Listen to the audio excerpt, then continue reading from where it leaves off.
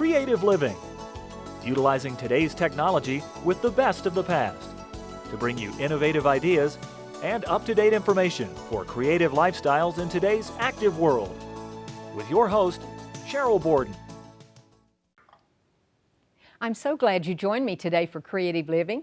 We're going to learn how to select jeans for different body shapes and styles, and we'll discuss what we mean by sustainable living.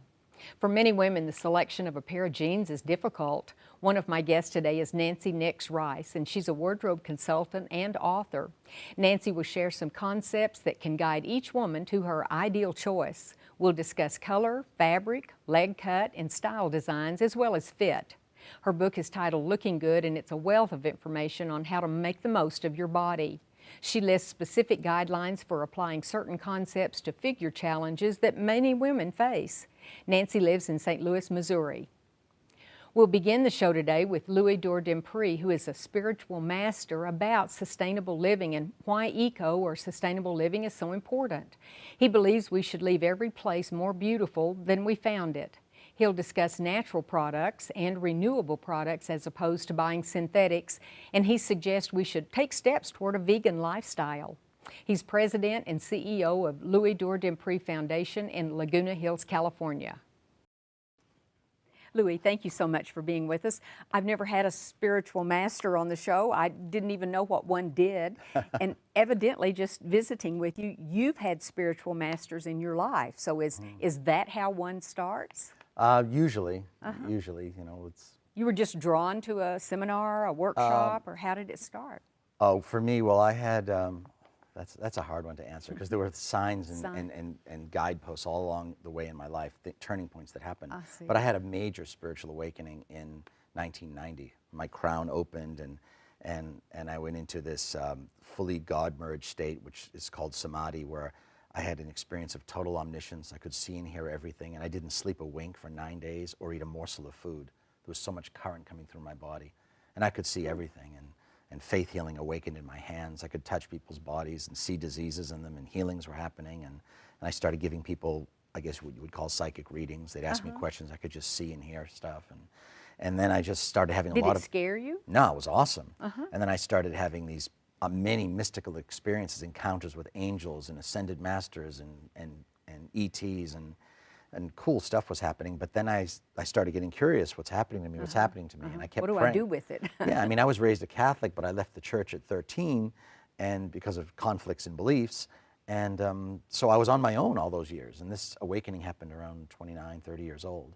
I'm 51 now, and so I just started praying at night. All I knew at that time, 20, 30 years ago, was God, Jesus, Mary, angels, saints. So I just started praying to them, saying, please send me someone who can tell me what's going on. And I prayed every night. And then eventually I found a teacher, and then you know, I won't get into the whole story of it, but eventually I got myself to the feet of masters who trained me. And now I train other people to find their own self-mastery in whatever fields, not just enlightenment, but I help people become masterful in any area of their life, help them be the best dentist they can be, the best psychologist, the best painter, the best athlete, because what I teach is self-purification. I teach people how to find inner peace, heal all their demons and wounds, and find happiness in life and be the best they can be. Well, then how did you get into talking to groups about sustainable living? That sounds so far-fetched. Well, I guess it would be, not I guess, it happened as part of the evolution of my own personal life, living in California, which is, you know, the health and fitness and nutrition capital of the whole Western Hemisphere. And living there, you know, it's just, that's where it happened first. That's where the raw movement began. That's where a lot of this stuff began.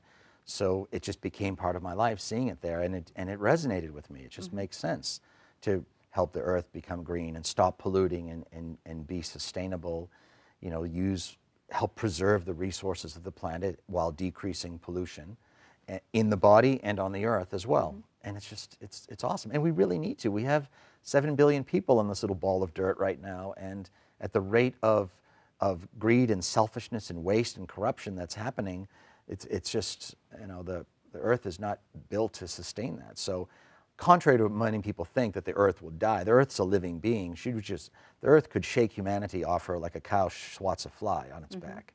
So Mother Earth is really just tolerating this humanity's awakening process into becoming sustainable. Sustainable. So I'm assuming you really truly believe in like natural foods, organic foods. Absolutely, yeah. Not using pesticides and poisons, and using natural products, the decrease in the use of plastics, which never break down. I mean, they say plastic takes 1,000 years to decompose, but it actually only breaks into smaller pieces. It never rots. Totally. It's not compostable, which is an interesting point too. I like to recommend to people when they say buy recyclable products, I tend to ask people to go one step further, look for the word compostable, because recyclable is actually a bit of a euphemism. If something can break into smaller pieces, they'll say it's recyclable, but compostable means it will go back to the earth, back to dirt. And sometimes those are used interchangeably. They're used synonymously, and they're not. But they're not. Compostable is actually, recyclable is good, compostable is even better. But recyclable is better than waste, because they can also go to recycling plants, be melted down and cleansed and made into new products. And there are a lot of sustainable products we can use. Grasses and bamboo, which is a grass that grows so fast and it makes great wood and great products, and you don't have to cut down a 500-year-old tree. Bamboo grows at the speed of light. I mean, it's just so fast, rather than cutting down. So that goes into home furnishings. I was thinking just a garden out there to grow your own food. You know, a redwood tree is older than Jesus, so they're 3,000 to 4,000 years old. So why make a picnic table out of a 3,000-year-old tree when you could make one out of something else, pine or bamboo or whatever? Can be it's replenished. Just, again, it gets back to, we talked in some of the other segments when you've had me on about doing things that move in the direction of, you know, so of better living, of higher living. So if you don't want to give up certain products, at least find better choices for those ones, so that you make a contribution to the world and help decrease pollution, increase sustainability, and preserve the resources of the planet. There are so many ways to do that that are so easy. And reducing the amount of plastic we use as much as we can. Which goes into also reducing energy usage too, you know, which is easy to keep bags do. at home to go to the store. You know, we keep canvas bags and paper bags, and use paper bags in your trash bin instead of plastic. How difficult is that? It's so much easier. And I think people who live in the bigger cities are more aware of that than those of us in the small towns. Possibly. Maybe you see it more in the cities, but anytime you drive by a dump, you see it for sure. I know that the city of San Francisco just abolished the use of all plastic bags about a year or two ago. Is that right? And are they fined? I know some places they're fined. They might be. I don't know the details of it, but I just think that's a phenomenal historical turning point. And I think a couple of cities have already followed suit since then. But that's really good stuff. But again, you can take steps by not using plastic bags in your bin, use paper, have shopping bags you take rather than getting ones there. Reusable. There's steps that you can take that make a huge impact. We have in this country alone, I believe, last figure I read a couple of years ago, it was 86 billion plastic bottles go to landfill just in the U.S. Wow. That's, you know? And really, it's up to each one of us to be the example. We don't have to say, well, wait until we're fined or wait until the neighbors starts doing this. Yeah, we you have to adopt the "it's all up to me." You know, the power of one. Look at over time in history how many individual people have changed the course of humanity. Lincoln, Martin Luther King, Gandhi, Jesus, Buddha. I mean, one person has the power to affect the whole planet. Mother Teresa. We all do. We all do. So it's better to think it's all up to me rather than we all need to, or waiting for some politician to pass something. Everyone makes a difference because we're all interconnected. I always say there's really only one person on the planet fragmented into 7 billion parts. Everything we do affects everyone everywhere else, whether we know it or think it. And in that oneness principle, this might be a little far-fetched for some people, but I'm going to say it anyway.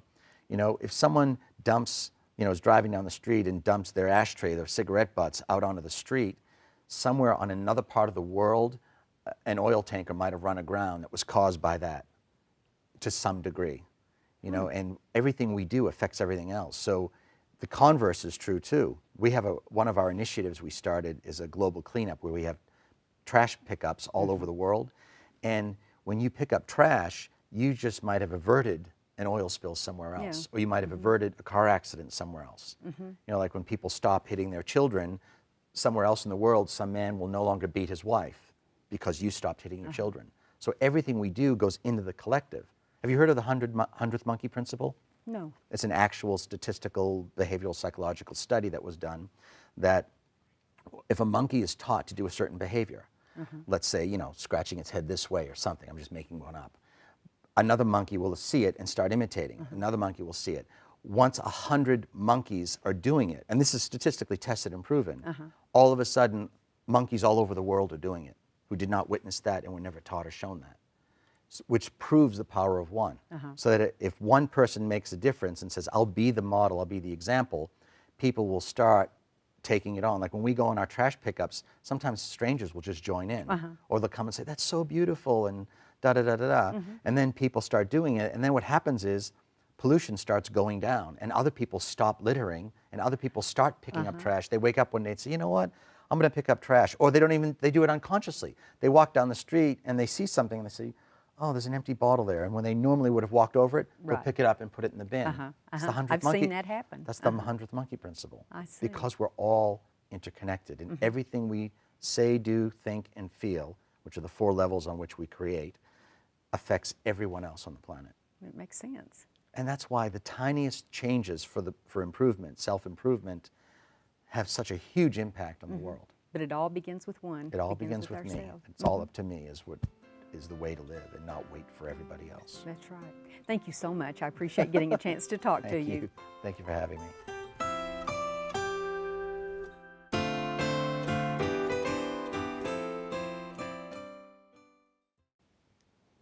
Nancy, thank you so much for being with us, and I was so excited when you said we were going to talk about jeans, because I can't imagine how we ever lived before denim and jeans came into the world of fashion. Well, they certainly are a staple in everyone's wardrobe, but as you know, if you've ever people watched at the mall, there are people doing it really well and people doing it really not well at all.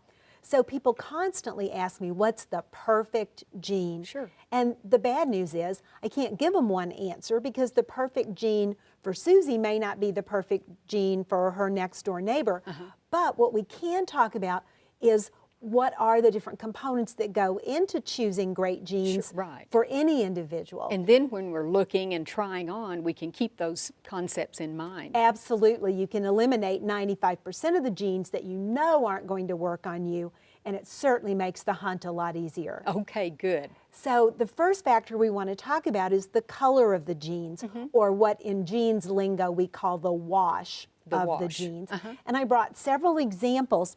They're all in the darker category, but do you see how of the group, this one is a slightly lighter wash, and it's not only a faded, slightly faded wash, but it's also a finish that's been hand sanded. So do you see how here at the center of the leg and here at the little sit down lines, it's been mechanically treated to give it the look as if it's been worn and loved in someone's wardrobe for a long time. And it's softer sometimes. And it's softer in the fabric as well. And so this is a more relaxed kind of a jean look. It's more casual. It's maybe kick around on the weekend kind of look. There's a neat little trick about this hand sanding though, because it brings the wear here on the center part of the thigh.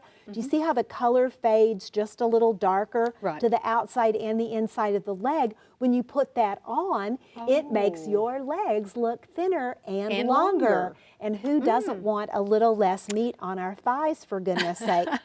So this is the more casual end. Even though it is denim.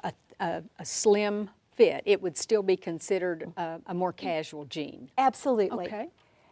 Then we'll look at one that's just a darker wash. So this started out as a darker color. It's hand sanded, but a little bit less so, and that gives it a dressier profile than the first one we looked at. What keeps this one in still a relatively casual range is the contrasting top stitching. And sometimes we might want that, or some body styles, sometimes and some you might not. Absolutely. So our next example is a really dark blue indigo wash, a really dark navy, almost to black. And you'll notice that on this one, the top stitching is not a contrast. It's actually the same color as the jeans themselves, which elevates it almost into a casual trouser as opposed to a dressier jean. So it still gives you jean fit jean comfort, sort of that jean vibe, but at the high end of the spectrum because of the matching top stitching. Now, one thing to know about this super dark wash is that it's very hard for any fabric to retain that super dark color. So you want to think about washing these always turned inside out so the right side of the fabric isn't getting any abrasion, and you always want to wash them in cold water. And then if after months or years of wearing the color starts to diminish, just a little package of navy blue dye that you can buy at the craft store, and you can dye it right back to that darkest color easier than most people would imagine. And when I first saw this, I really did think this was a trouser, and you were going to, because it with a blazer and some nice jewelry, this could really be dressed up. It could be a very dressed up look, and in many, many workplaces these days, especially in creative fields, jeans at work, as long as they're nice ones, are perfectly appropriate. Now, another direction in fashion right now in jeans is doing jeans in fun colors. So I brought these little crimson cords to talk about. This is a super baby whale corduroy. Fabric doesn't have to be denim for pants to be jeans. The jeans is defined really by the construction of the garment. But an important thing to know about these bright colors on the bottom of our body, because they're very attention grabbing, and because usually our backside is not honestly the part of our anatomy that we want to be the most of a focal point, if you stick to versions of those bright colors that are toned down just a little bit, the effect will be much more flattering. So yes, these are red, but can you see how they're a more muted, subdued red and not that Christmas red or fire truck red? So the more subtle color of the bright color is really the way to go. These have some stretch in these. I was thinking that would be great. The next component I wanted to talk about was the fiber content in the jeans that we choose, because most jeans are, as their base fiber, made from cotton, which is wonderful. It's absorbent, it is breathable, it's durable.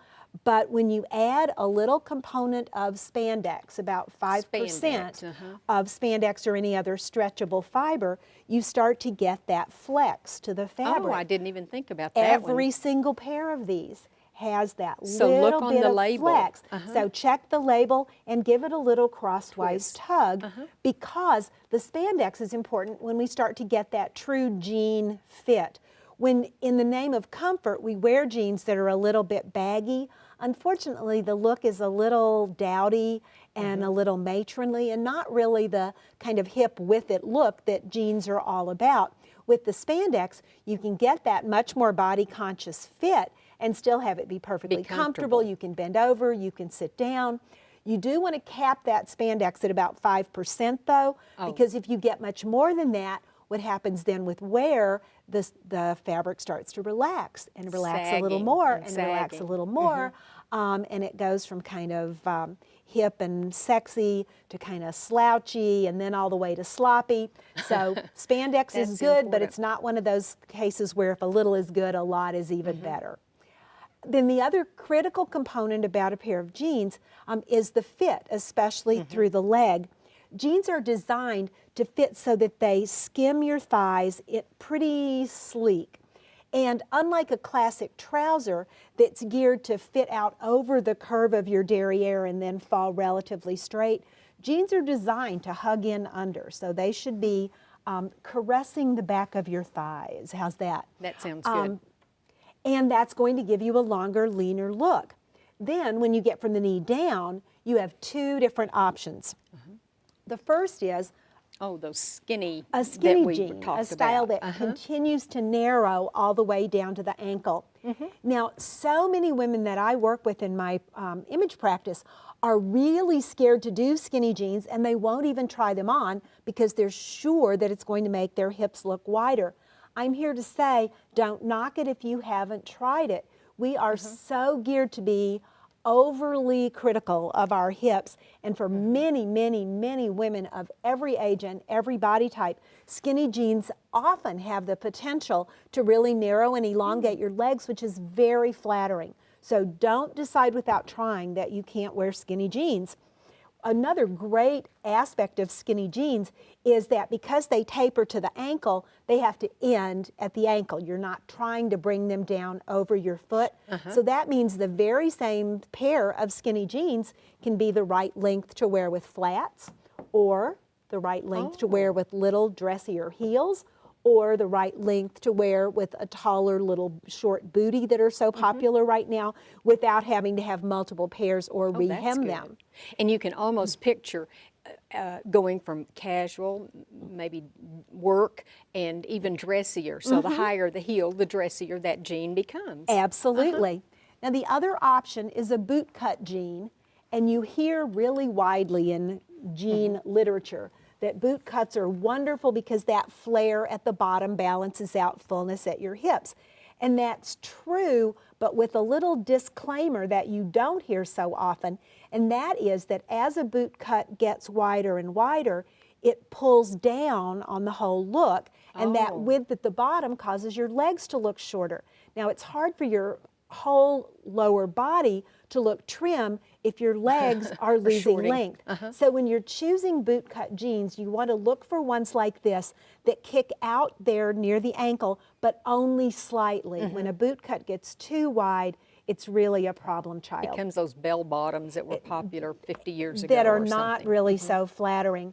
The other thing to know is when you find that perfect pair of boot cut jeans, then you probably want to buy 2 of them, because you'll want to hem a pair a little bit shorter to wear with flat shoes, but because it's supposed to fit down over your shoe and end about 3/4 of an inch from the ground, you're going to need a longer pair of the same jean when you want to wear it with that taller shoe. That's right. So lots of little tips to think about: the wash, the fiber content, the leg width, and one more sneaky trick.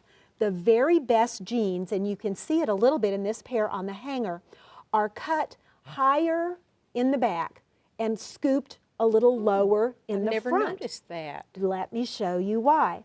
When you look at the back of jeans or at the back of us, we perceive the width of our hip area proportionally to the length of our hip area. So the lower the rise becomes, let me flip this down so you can see it. As it gets lower, do you see how it looks like you're getting wider? And so we're getting shorter. So bringing that waistband all the way up to your waist in the back gives you a much more narrow back view.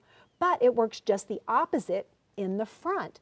By having the front scooped a little lower, it exposes more of your torso and gives you a longer look through here. So now you look skinnier leaving and skinnier coming into the room. And there's one more amazing trick about this. When you put these on your body, do you see how the waist is going to fit diagonally across your body? So all those fitting problems that arise from the difference between your hip measurement and your waist measurement, curvy gals who get a gap at the back of the waist, or straighter built gals who have the waistband be too tight, both of those problems are solved by this diagonal fall of the waistband, and all of a sudden your fit is easier and more comfortable as well. And the only way we would know this, sometimes it's obvious by looking, but would be to try them on. Well, trying them on is going to let you really appreciate the difference, but if you hold them up from the side seams, it'll be very apparent that they're scooped lower in the front. Who knew? So hopefully we've put lots of ladies on at least the right path for that inevitable search for the perfect pair of jeans. Well, and they're so comfortable, and we like to wear them, and they do lend themselves to going from casual to work, to especially if it's a casual day at work. And I do want to mention too, I enjoyed reading the book, your book. It's called Looking Good. That's what we all try to do the best we can. And just those little tips like you mentioned about the rise in the back and the front, and many, many, many other tips are included. Right. Thank you very much, Nancy. Thanks, Sheryl. I hope you enjoyed the show today. Next time on Creative Living, we'll learn how to use rubber stamps on velvet to make a photo book. We'll learn how to make some cute fondant animals and show some home decor items featuring lots of glitz and glitter. One of my next guests is a mixed media artist and designer, and she's going to show how to make a beautiful velvet stamped photo book. Who knew you could stamp on elegant fabric without ruining it? Another guest is a self-taught cake decorating wonder. She's going to demonstrate using fondant to make a variety of animals, including pigs. She'll show how to form the body parts, attach them, and use edible markers for detail work. And finally, another guest will show how to use various glitter products to decorate plates, ornaments, books, candles, candle holders, and even tissue boxes. All of these topics will be featured on the next Creative Living show.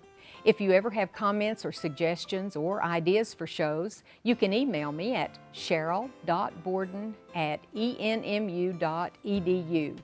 I hope you'll plan to join me next time for Creative Living. We are very pleased to offer a new booklet that accompanies this series of Creative Living. This booklet is titled the 6700 Series, and it features a wonderful collection of ideas and information, and it's available free of charge on our website.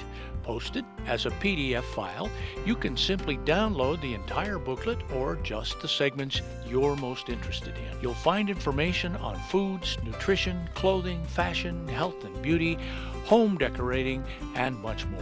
For your copy of this new booklet, go to our website at KENW.org and then click on Creative Living. Scroll down to the booklet section and you can click on this booklet or on any of the other booklets we have available online. Just go to KENW.org, click on Creative Living, and download the booklet titled the 6700 Series. We also invite you to sign up for our free e-newsletter. Just go to KENW.org and click on the Sign Up Now button and input your email address. That's all there is to it. You'll enjoy reading an up-to-date newsletter filled with interesting topics and information. Thank you.